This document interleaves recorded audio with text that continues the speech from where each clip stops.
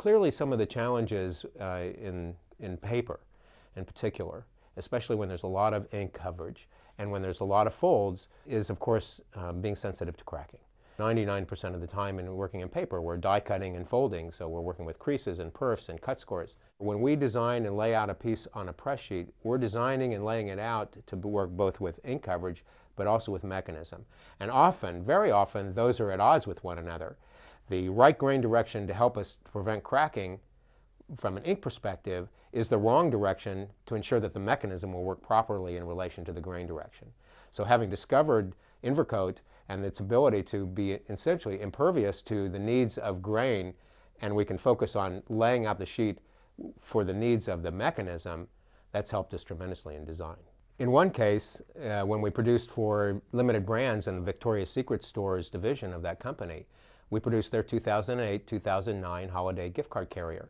It was a little over 4 million pieces, and we designed an origami type box. If you can imagine a coffee filter, in an industrial coffee filter, with scores coming from every direction so that it can form into the coffee filter holder, and then that's where you put your coffee. Well, this was essentially the design of this origami box that came together with scores and folds and perfs and cuts in virtually 360-degree array. So there was no way to leverage the grain direction of the stock to prevent cracking of this heavy ink coverage piece.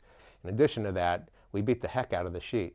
We not only printed it in multiple passes with multiple hits of solid coverage ink, but we also foil stamped it, embossed it, and die cut it. So 5 press passes in all, each time going through sets of rollers, literally abuses the sheet of paper. What we found with Invercote was the only solution, which we tested against 2 other board stocks, that was able to survive not only the abuse that we hammered the sheet with, but also it performed. In every case of every score, in every degree of direction, there was no cracking. And this was essential to this piece because the entire surface of the piece, with all this heavy ink coverage, pinks and dark pinks, would have truly detracted from the design had we had white cracking coming through on the creases.